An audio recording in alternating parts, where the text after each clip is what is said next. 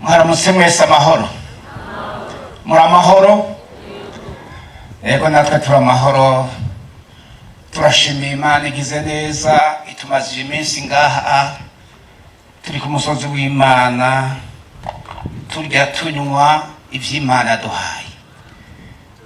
Tuza rero byari bizwi ko tuzoza mu gikorane c'abakuru b'ishengero n'abongere. Ego tukumva ku gatetesi yuko ko hariho igikorane c'abantu bose ku wa gatandatu kwa Mungu.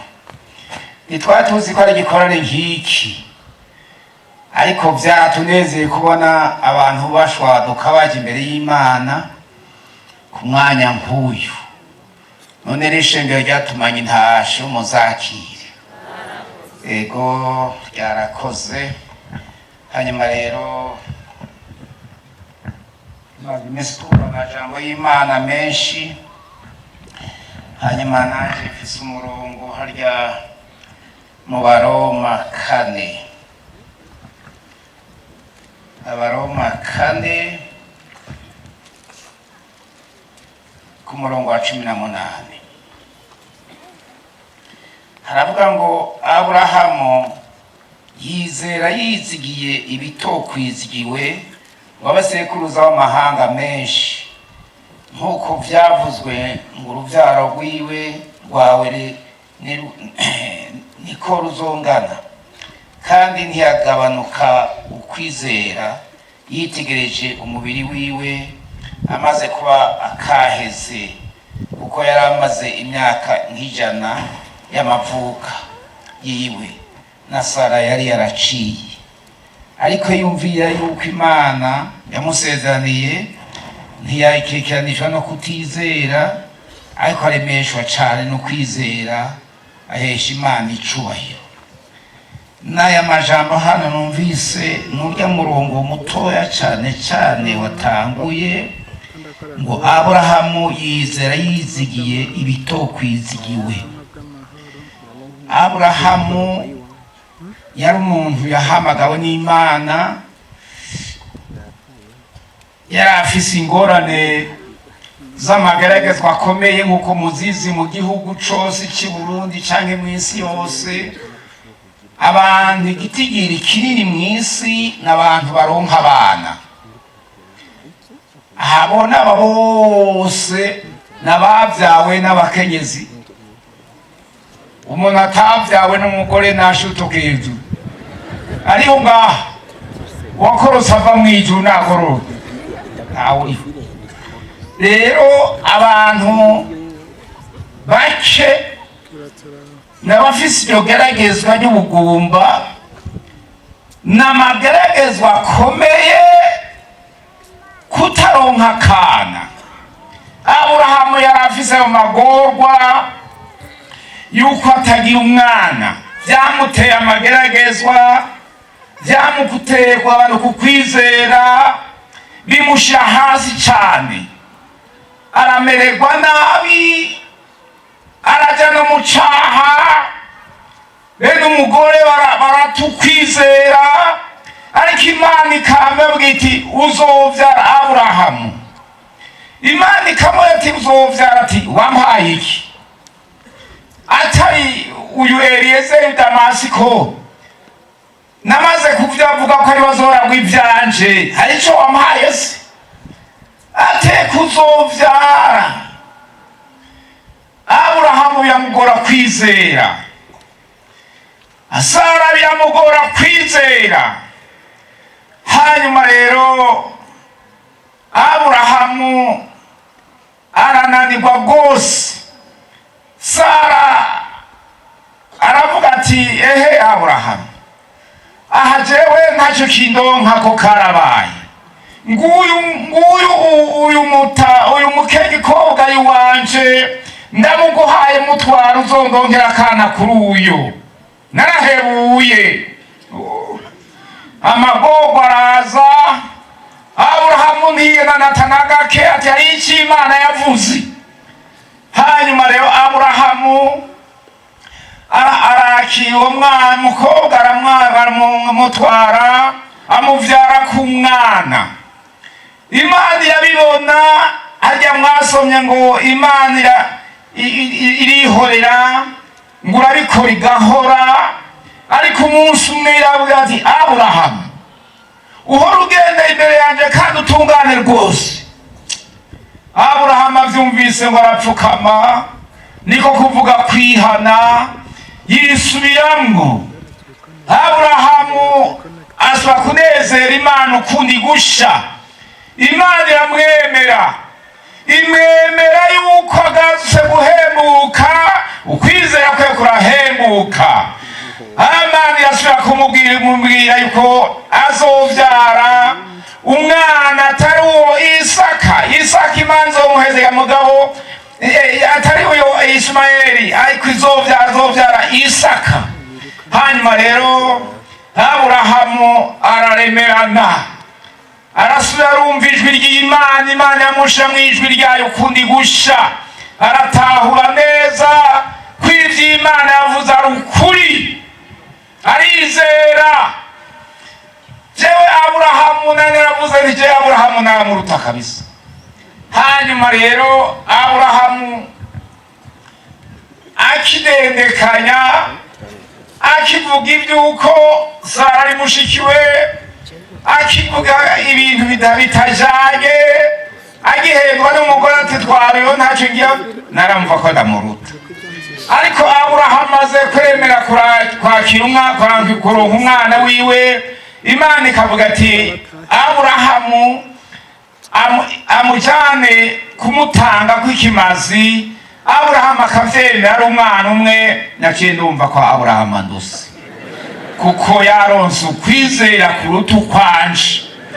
Namwebwe naho mutwenga ko bagafugwe, gutwara umwana wawe ukamukika kw'igipanga ugakera utume kumukera ntivyoroshe. Oya, ni Imana yagize ubuntu. Imana ibona ko yayubashe, iramugarura, iramugarukana. Aburahamu aranezerwa, Imana iramunezerwa, imuha rero ubushobozi buniniya cyane, kuko abantu bose bateza kuja mu gikiza c'Aburahamu. Imana iramurata Aburahamu kubwo kwizera kwiwe. Numvise rero umurongo ufatanye n'ibi bya Aburahamu ngo yizera yizigiye ibitokwizigirwa. Twebwe twagiriwe ubuntu bukomeye kuva mu vyaha, Bibiliya ivuga no gutahura, kwihana no gutahura, kandi no kugira ubuntu. Kwihana ni ingabire. Hari abandi vyananiye yabatakuwa amazi, barananirwa kopo, akama yihana, akama azungazuga mu rusengero, ntiyihane ngo ashike ku kuri, ngo atahure Imana. Ariko Aburahamu ngo yizera yizigiwe ibitokwizigirwa. Twebwe twari ubuntu n'Imana. Urabona mubijemho ndavyimvira, umuntu aragendagenda mw'isi kandi araba umuntu w'Imana, ariko ntashobora kubona Imana, siko igendagenda mu gahura akayihayanga. Oya, iwacu hari umuntu umwe yaje gupfa mu myaka iheze, yabanye bijya bishusho vy'Ibujumbura bambika impuzu, n'iwacu byaraduze biza biro byinshi. Wacitegereye bajya ngo bunjumye. Urumva igishusho yabaga akindisho yajyana muzungu. Hari undi muntu asaze yagikuye impuzu ngari wandika, urabona kwambura icyo kimugiye mukana akobwa andika kura ashashami hari ku isoko igihongoza. Urumva ni ikintu baje ari gushanya ibimeze nk'abahungu, imeze nk'abakobwa. None agikuye impuzu mu gikiriza, yemwe umva bese atari ibara. None rero Imana nasanze, Imana yadukunda kabisa. Imana yagukunda, yakunda abantu. Namye niga jewe ndakunda gusenga, icyananiye cyane cyane jewe n'abari umwungere wacu twaba turana mu Kirundo taronka amazu twari mu kadepo kaho badepoze ibintu by'amasima yo kuba ku rusengero rwa Mbede sobora baruba akabyuka gasenga gasubira hanyuma twikangwa hajya tugende gani umbabare jewe sinshobora kurandi gupfuka ndarapfuka byakararapfuka uyu muntu yahawe ndabiriti hamwe yumvira umuntu wese afiswe yahawe wovyigana nk'ubu n'amavi yomeneka utabimenyereye jewe rero iki Imana mpaye nikanguye rimwe banoza amasengesho ndi ngaho mbona turi kumwe bandiko ndasenga ndanka akanya kamfa kusa ariko gupfukama niko kunanira kuko ntabitanguye nkiri muto none rero mbagomba guhishurirwa ubushobozi n'ububasha n'ubwiza bw'Imana ngo Imana isubire igiye kukundi gusha ndongo ukundi kwizera gusha ndongo ivyizigiro bisha ntaho uri Imana ukundi gusha bishurirwa ubwiza bwayo harahura ngaho tarabona ubwiza bw'Imana Aburahamu yabatarabona ubwiza bw'Imana ariko igihe kimwe Aburahamu arabona ubwiza bw'Imana wowe waraje mu rusengero kenshi utarahishurirwa Imana ngo ubone nawe ibizigira ibito kwizigirwa ibyo ari byo twebwe nta bantu bokwiziye ko bazozuka hariho benshi batarabimenya hariho abantu bataramenya guharirwa icyarisho no kwirinda icyaha neza bagendagenda uko nyene bamara abantu niyo umuririmbyi yavuze ngo muze tubasengere barazigirijwe none rero turashima Imana kuba twarahawe ivyizigiro kwizigira ibito kwizigiwe kwizigira ko twebwe abantu twama tubona bapfa Jesi maze imyaka mike ariko mparuye abantu bapfuye nagiye mbona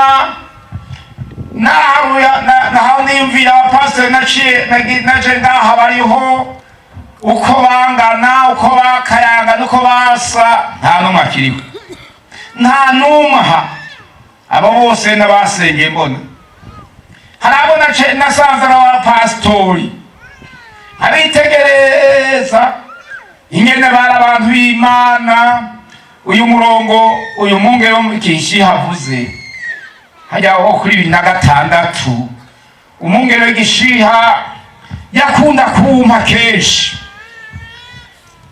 mwaho umukozi wanje ari aho nzoba ndi niho umukozi wanje azoba no mu baheruka ya nyuma tuba mu manama y'amawumpa kenshi n'abantu bari baraheze gabona nk'abamarayika ariko bose baragiye ukiyumvira abo bose ubona bakazohava bagenda siko ariko kimwe gusa twahawe ibanga rininiya cyane kwizigira ibito kwizigirwa ibyo mu gihugu batazi ibyo abahambaye batazi ibyo bize byinshi batazi turabihabwa turabihishurirwa na Yesu Kristo umwana w'Imana biciye muri mpemu yera yuko twese naho tuzopfa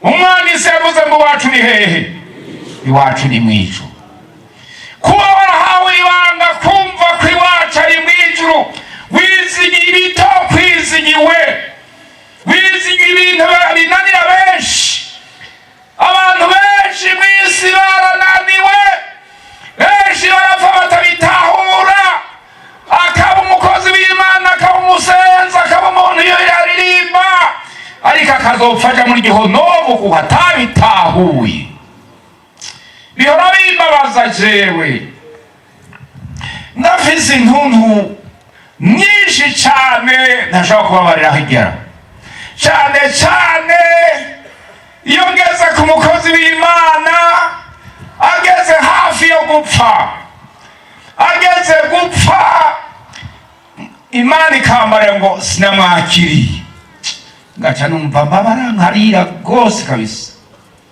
Nimbuye igihe yabaye mu ishengero ntihane neza, umukiza akabaho ntihane neza, umusiguzi agasigura ijambo ry'Imana mugabo bikamunanira. Kwizigira ibitokwizigiwe n'ibiyanga ririya rikomeye cyane, ariko ko twagiye ubuntu kazi Imana imbere yayo, dusabe mpemu yabiduhishuriye neza tubimenye kw'ibyo twizigiye bitazosiba kandi bizoshika neza ku Isaya. Bitevye ubirindire ubirorere kuko bitazosiba. Amina, haleluya. Bizoshika. Wowe hano wavuye hari iwacu, wavuye hirya no hino, bizoshika.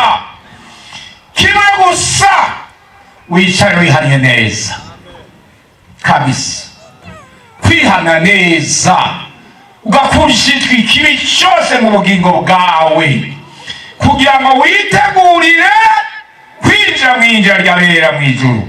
Nicyo cyabonye nabonye mu bugingo bwanje ari kinini cyane, ego kabisa. Hanyuma n'umurongo nkunda cyane wafashe ubugingo bwanje, narakanya gatoya nagomba kugenda uvuze ko uri mu Baheburayo 6 Abaheburayo naho nyene cya gice ca 6 kiravuga ivy'umuntu Aburahamu kuko amasezerano. Hanyuma rero haravuga ngo kugira ngo bibiri bidahinduka ivy'Imana tabasha kubesheramwo biduheshe kurema cyane twebwe bashyize muri ubu buhungiro nibwo kubangiriza ivyizigiro byashyize imbere yacu. Ivyo vyizigiro tubifise nk'ikiziri ku mutima kigumye gikomeye cinjira hirya igihuzu gikingira hera cyane, aho Yesu yatwinjiriye atwitangiye imbere amaze guhinduka umuherezi mukuru w'ibihe bidashira mu buryo bwa Melikisedeki. Aha haruguru hajya havuga ngo amasezerano y'Imana atera ivyizigiro. Byavuga kuri Aburahamu ngene amasezerano y'Imana yamusezeraniye byamuteye ivyizigiro. Ivyo vyizigiro rero Bibiliya ivuga ngo tubifise nk'ikiziri ku mutima kigumye, siko? Ikiziriko, hariho ibiziriko biri mu buryo bwinshi. Hari ibiziriko by'inshinge kandi navyo nyene biraboha, siko?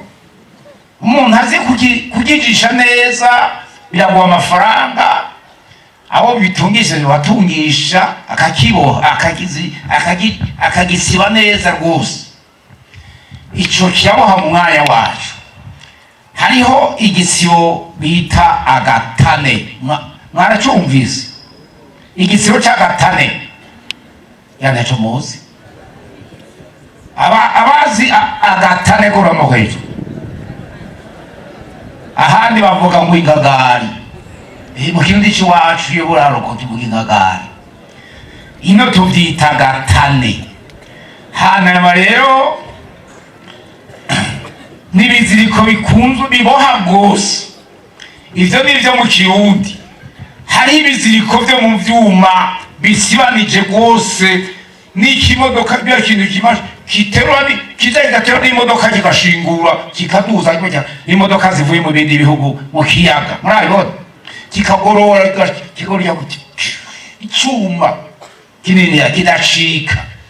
Ivyuma rero naho bikomeye byo birahava bigasaza bigahera, ariko twebwe dufise ikiziri ku mutima, ikiziriko gikomeye kidacika gikomeye cyane kizirike mu mitima yacu.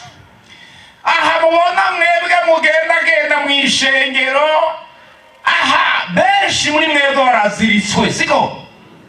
murafise ikiziriko c'abaziritsa mu mitima, hanyuma ikaduga kigajiyo hejuru. Vyanditse ngo aho Yesu ari niho kizirikiwe, siko? Kizirikiye muri Yesu, ngo amaze kuduga akaja mw'ijuru, akaba umuherezi mukuru mu buryo bwa Melkisedeki, akavyagira hiwe mw'ijuru ahera hiwe, arafise ikiziriko kizirikiwe iwe, kiwe kirazirikana mu mitima yacu. Ico kiziriko badusobanura ngo ico kiziriko rero kimeze nk'igitiyo kiduga hejuru naho tutaramubona. Niyo Petero avuze ngo uwo muramukunda naho mutaramubona, siko? Uravuga ukunda Yesu bw'ibikomeye, umuntu agaheba ibintu byinshi kandi yobirya kandi yobikora ntabigiriko. Abantu benshi baragomba guharika, ariko abayigomba bagaharika, leta akamira agasubira akamira, mugabo nawe birahera ntibihera. Akameremere k'abantu batihanye, agaheganisha umwe akamutanga ibucumbu n'uwo akamuta imakamba. Urumva ko bavuze ngo natwe tuzova tumanuka imakamba, siko? Yego, hageranije umugamba wose, Matana yose, hari imakamba. Yego, tuwaba tubwira nyapfa kuduha ibarabara ryiza ntaco tuzogenda hose, hashirwa n'imiduga baduha ibitoro. Hanyuma rero mugafise umugore, uwundi agafita hariya, uwundi agafita hariya. None atembereyo yigiye ku muduga barya ngo ngiye Bujumbura, baramenya ko afise umugore. Hamwe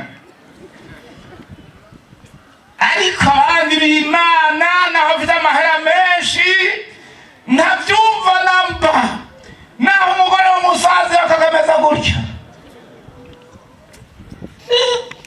yaraheze, ariko n'uwo nyene afise ivyizigiro, siko? Hari ikiziriko kitubuza gukora ivyo ab'isi bakora. Turazirikiwe mw'ijuru, aho Yesu yatwitangiye, aho Yesu ari niho muzirikiwe. Muzi yuko inzamba niyavuga, haleluya, ivyizigiro vyacu azobiduza duce tujanwa iwacu mw'ijuru. Ubu rero turaziritswe. Ico kiziriko kikuza gukora ivyaha, kikuza kwiba, kikuza ivyaha vyose. Urakunda Yesu, urakunda Imana utarabona. Muri minsi narasavye Imana ibitangaza bindi bishasha vyo mu minsi yo guheza. Hanyuma rero Imana aranyagiye amabanga muri minsi, irabizanira, iraba hafi yanje, iragenda irambaye amabanga, ariko birananira kuyibona. Mbona ndi masi kandi ndaguriye, ariko sindayibona. Ariko umunsi umwe ibi vyiza iyo tubituzirise bitubare yuko tuzobona Imana, tuzosa nayo. Yaravuze ngo nta muntu anaba ngo abeho, siko yabariye Mose, ariko twebwe twiteguye kuzoyibona imbona nkubone, tugakayangana nkayo abihanye neza. Nifuza kwihana neza. Umuntu wese ansengera muri minsi, ibyo ansengera ko ntasengere kuri byinshi, ansengere kuba nihanye neza, siko? Reka bivuga ngo ibindi tuzovyongerwa, ivyo bindi byose muharura amaka n'ibindi. Maze iminsi nyaga n'umuzungu ngano ko atabivuze, namwasi nkara umupasi yamugabiye inka, ntinyana yayo ni gwanje. Yego kwe arabaza rero uyu wacu secretary general hajya Joiel yarashimitse iyo nka ngo ndayumva, ntiwamubona ko nashimitse. None ubu yabivuze yavuge mu nama yavuga ati yanka ndayiguhaye, bakoma amashi Imana baheze bakomesha amashi, nzoyitwara nyine. None yagabiye abazungu nje ndayironke twe ndikubiri. None rero naho saba ibintu byinshi biriho ariko umenye ko bizosigara mu isi wapfuye. Uregeranye uti n'ibyo abana banje bazosigara ntameho so atavyagusiga niho avyironke Imana yaguhaye. Saba kwihana neza kandi uzoba igihombe mw'isi, uzoranga ubugingo budashira, uzokwameho. Nico kiriya cane, niyo kintu numvise mu mutima wanje. Nosaba guhabwa guhishurirwa Imana neza nkayikunda nk'uko yankunze. Nanye ndarudimbura ibyo Imana yankoreye ngasanga ni byinshi. Imana irankunda kabisa, kandi Imana yabimbariye ko inkunda, nanje ndumva ndayikunda, ndifuza kuyikunda. Kuyikunda rero nukuba warihariye neza, si amajambo gusa. Rero bene data, nagomba nisabe umuntu wese atagira ico kiziriko muri we, kizirikiwaho Imana iri aho Yesu ari, uyu munsi akironke. Ni ivyizigiro. Ivyizigiro ni ikintu kinini cane kituzitse, ukama wumva uvuga ngo hari igihugu ciza mw'ijuru, ngo tuzobayo, nguzobayo, ngo je nzobayo, siko? Ni ivyizigiro, ukamuririmba ivyo mw'ijuru, ukanezererwa ivyo mw'ijuru, ukavugana n'Imana uri umuntu yewe mwene naka kweri. Naso yari umupfumu, yari umurozi, yari inkozi y'ikibi, ariko weho ukaba uri umuntu w'Imana, kuvugana n'Imana. Imana ikakubarira ko wewe wanditswe mw'ijuru, uri uw'ijuru naho ugendagenda mw'isi. Niko binankana na mwebwe mwese muri ab'ijuru. Iwacu ni mw'ijuru koko, ndetse ibihendesi, ndetse ibyo wivuga upfa kwigigangana abandi cyangwa uririmba indirimbo nk'uko vyanditswe, uri mukuri. Inzamba yovuga yosanga uri mukuri, waranditswe mu gitabo c'abera, kandi ivyizigiro vyawe bikaba biri mw'ijuru, ataca kiri kuri wewe. Nico kibazo numvise. Umuntu wese nukuri twarihanye. Jana tayo kwihana mfukamanga n'akana gatoya. Nkama mbona abandi bapfukamanga agapfukama. Jewe naraje ngahe Kiremba n'umwana mutoyi, gasanga umwungere we Yigishirije, umwungere wa Berakera. Nkamwitegeza urusengero vyose mwico nzokuvuga, ariko ntaratahura. Nkama nihana ntaratahura. Harya gutahura rero niyo ngabiri ikomeye. Kwitahura ko uri kuraja mw'ijuru, utakiri uw'isi, ibintu byose wewe wegeranya n'ubusa ngo paravuze, uri umuhigwi. Tugomba dusenga Imana. Dusenga Imana. Sinzi ko hari undi muntu aza gusigura ngo aheze ab'inyuma yanje barongoye bo bimbarira tugaca canke tukagiyako. Ariko numvise iri jambo ry'ukwizigirwa. Kumwizigirwa, umuntu akaba umwizigirwa nk'uko Aburahamu yabaye umwizigirwa, ukizigirwa muri byose. Ukizigirwa mu vyo uvuga, mu vyo ukora, ukizigirwa mu kigira 10, mu mashikanwa, mu mperezwa, siko? Twadufise ahantu mutwebwe umukozi w'Imana akuzega, umupastor agaheza akagenda mu bari mati sana amafaranga imperezo, bakamuha agacandika ku dukaratasi. Hageze imperezwa zigera bagasanga afise amakaratasi umupastor yatwaye. Twamenye duteba, twarakoresheje umuntu w'umupagani, umupagane kabisa, umuganiri wasanga n'umupagani. Nababaye kabisa. Imana igira amabanga menshi, ariko ivy'ibiha birabivyindura bisa. Atari umwizigirwa namba. Utuntu twose gakora ibintu umugabo aronderamwo ibintu yohwahwanya ngo atware, siko? Ukagira ngo n'umukiriso. akagira ngo akore ibi mugabo bibe byinshi abantu bazana amahera menshi nawe ronka hakura abantu bariho nkabo ukabona iminsi yo gupfubusa iyi minsi bene data turi kuzuba nkiri yo gupfubusa kuko imbere yacu hari urupfu siko reka urupfu twarurenganye hajya mwebwe muza mwarurenganye ntiturarurenganye reka ruzohava ruza jewe Imana imaze kunyongera kenshi jewe barandiriye kenshi na mama yapfuye yarandiriye arahava arapfa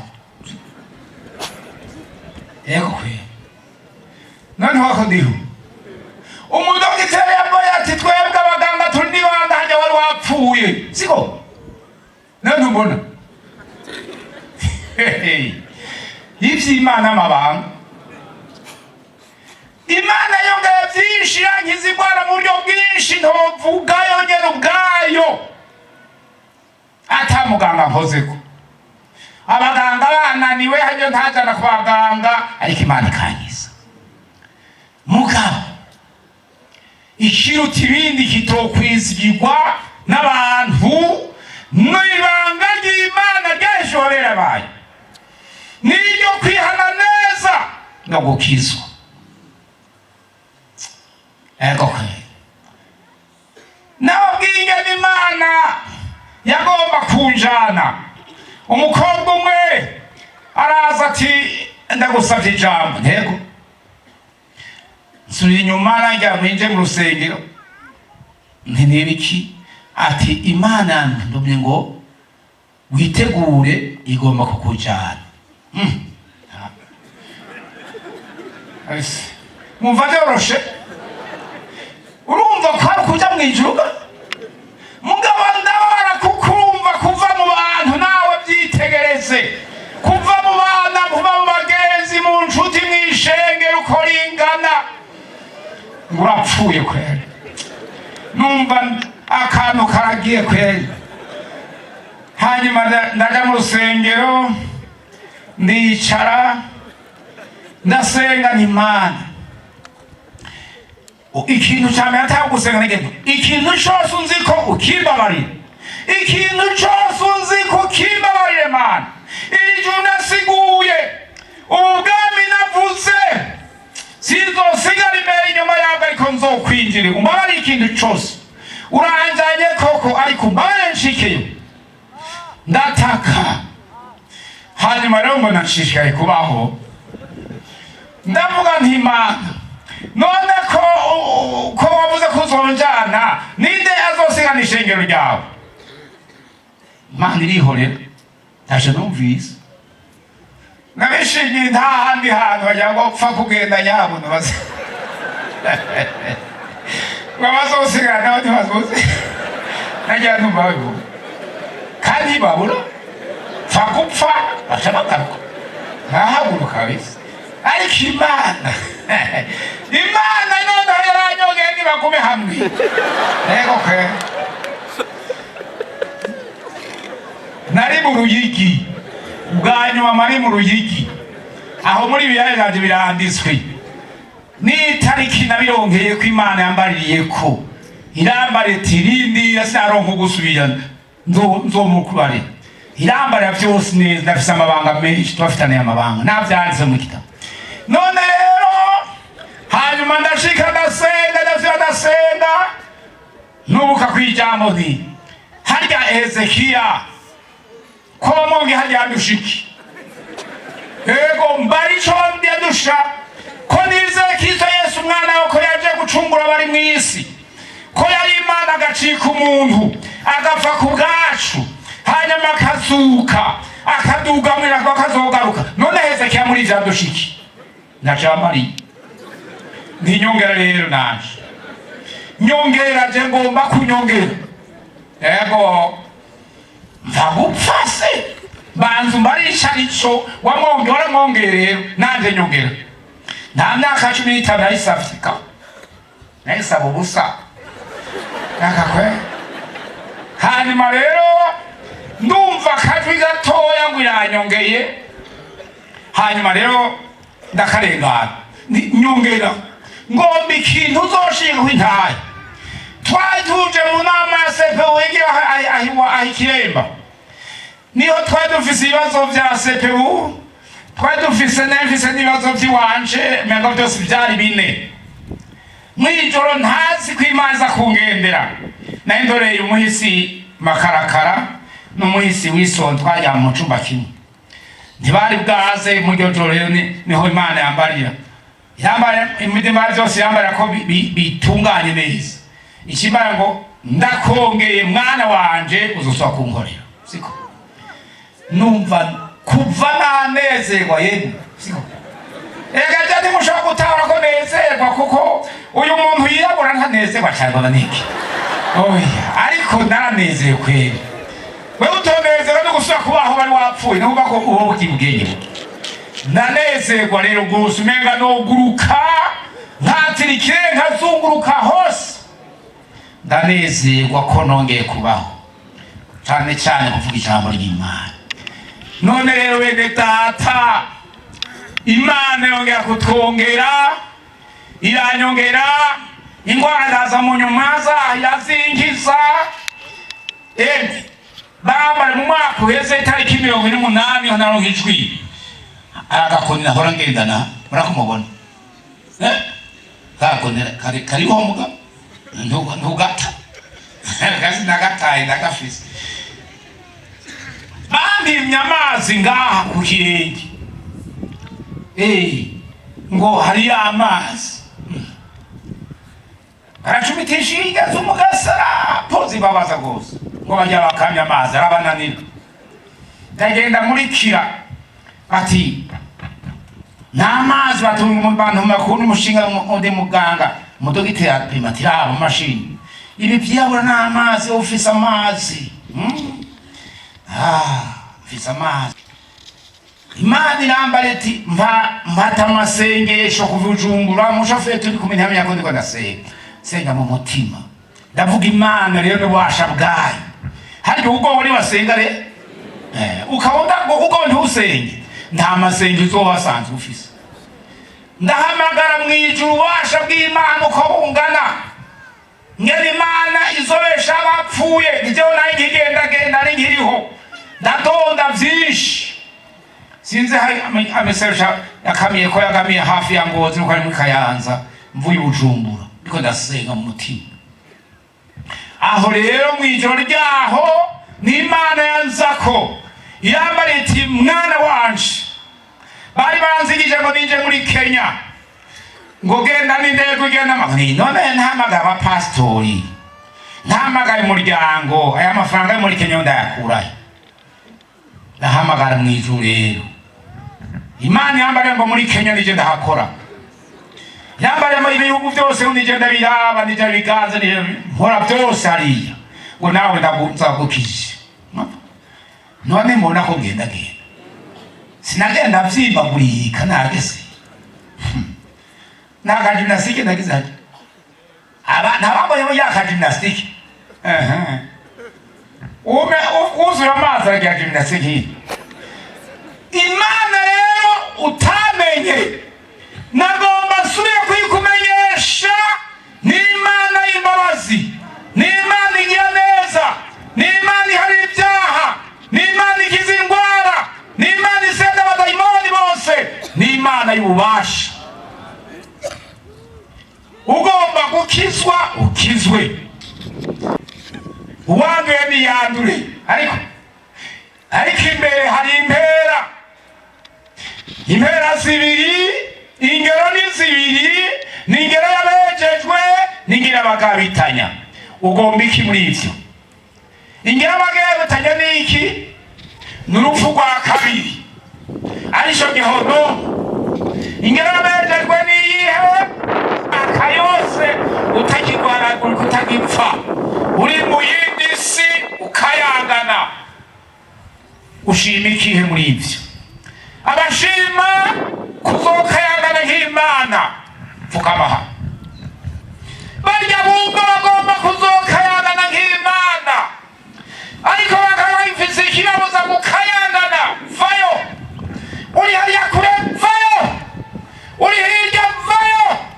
Ngwina dusenga Imana, tuzokwameho mu gikorane cyabera mu ijuru, kizoba gisumba iki.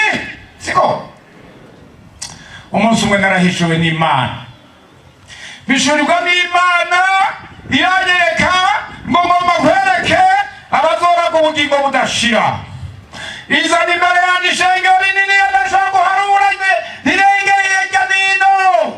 Harawambara ngo ega barya b'abantu bazoraga ubugingo budashira. Hanyuma bo baragenda, asaba kumpamagara ngo ngiye kwereka abazungu bazoraga ubugingo budashira. Aha twabonye igitangaza, abazungu twese dufise 6. Hanyuma rero ndaheza mbona abazungu benshi, uwambara ngo ngabarya abazungu bazoraga ubugingo budashira, abarabajyana. Yongera kumbarira ngo ngira nkwereke abazoja muri wa muriro, ahamayazana igihugu c'abantu benshi, isi yose umenga irakoranye. Arasomera ngo heba abantu bazoja muri gihonomu umuriro badashira. Ndababona n'abajyana, asubira kumbarira ngo ngira nkwereke wa muriro. Mbona umuriro, umuriro ntari bwabone, imbere nyinshi zimenga zikuze je mu kuzimu, nyinshi asenazwo wa muriro ngango bazoja muri muriro. None ugomba kuzoja hehe? Ushima kuzoba mu mwanya uyuhe muri iyo? Pfukama. Umuntu wese yumva afise icaha namanuka aha araguze. Turahaye kazi, turatanze kaze ku muntu wese mu bugingo bwiwe atari hana neza, yamaze kw'imbere hari urupfu. Ego kwe turaguhaye kazi. Iwacu hariho umuntu umwe ahetse kumbara ati umugore wanje arangoye, ati none rero naramubarire wa mugore, ubu rero uzohava ubona Imana izokwiyereka kungoye. Ngo hanyuma rero uwo mugore ngo abona ngo arota umuntu umwe, ngo amubara ngo mwebwe ntimukiri umwe, musiga muri babiri. Hanyuma ngo aramujyana ngo amwereke umuriro mwinshi, iba hategeze ngo acamurekura. Acabyura umugabo ati vyuka. Aravyuka ati umbabare vya bindi byose, umbabare. Uyu munsi mugore yaciye akora neza cyane uyu minsi. Hanyuma mu minsi iheze mu mpera z'umwaka ndagadaye tariki 31 z'ukwa 12, imodoka yaciye bagongana n'umwana wiwe n'abandi babiri, bose baca bane mwibara bose barapfa. Haraho kina n'icaha ukigira ko mutagatifu, ariko utarakizwa, utarabona Imana, ivyizigiro vyaracitse, ivyizigiro vyaraheze, ukamenya n'ibinanga, ukazorinda ugapfa basemerera ukaja muri gihonomu utihanye. Uyu munsi ari umunsi mwiza, amajambo menshi yavuzwe, ariko ajavuga cyane ryo kwihana neza. Nukuri warihana, ariko subiramo wizumve ko hari ibintu bitaheze neza, bibisigarira byasigaye utajanye Golgota, utihanye neza, ukigenderamwo, ukabijyanamwo nawe utazi kwejo hajya ruhaguhwikira. Ugashika utazi gushika ni muhira, ukajana ntiwihane. Pfukamaha yego kabisa. Muri abarondeye kwihanisha jaha naguru n'uruguru haruguru aha nta rutoki mbona, aha aragara zunguruka hariya, urambiga no kwihana nawe utabara abantu. Ni yantu babitahura uje gutabara bihana. nicyo gikorwa cacu zunguruka hose ego tugadusenga imana baduhezagire tukunwa atihana ntihagire uwo barengana ngo atahe uko oya simfise umwanya kubivuga umuntu iwacu yatashe uko arahava ahendahendesha mugabo n'ubu aracariho vyamunana vyo kwihana. Turagushimiye Mana yo mu ijuru Data wa twese, turanezerewe ko wadukoranirije hano kandi umuntu wese akaba agiriwe bakwe kumva uri kuravuga uciye mu bakozi bawe. Inyuma yo kumva ijambo ryawe uwo ari we wese yiyumviye harababonye ko hari icyo bakeneye kugira ngo mwiyuzuze nabo, baraciye bugufi muri uno mwanya usanzwe kandi udukebure kuko ugomba ko dusa nawe. Iyo rero umuntu akiri ko amarabaga nizo zizo bibazanye kandi waje kugira ngo udutabare, abemeye kugufukamira baragirirwa imbabazi. Amaraso wavuye aracoza n'ubu. Hezagira rero bano bantu baciye bugufi babonye ko hari icyo bagukeneye ko nubeze ubatunganye, nubeze ubatunganye, nubaharire. Bari baje baremerewe kandi iyo dukoraniye hamwe badusezeranya kuduhora uhadusanga kugira ngo duhezagire, bababarire, ubeze, ubakure kuwo mutwaro, baronka amahoro, bakomorera amahoro uko avi wawe. Bagirire neza, turabikwingingiye ko nyakubahwa. Turazi yuko na wa wundi wa mwambuzi hambavu yawe Yesu aravuga ati jewe mpowe icyo nakoze, mpowe ivyo nakoze, ariko wowe ndazi ko ari umugororotsi, uranyibuka niwashika mu bwami bwawe. Yagiriwe imbabazi, uramubwira ngo urabana nanje muri paradiso. Yenga abana bo bariko barataka baje bisaba, nubagirire neza kuko wabisezeranye. Nta uzi wawe ngo muhinde. Nukurakoze kutwumvise kandi kubagiriye neza mu izina rya Yesu umwami wacu.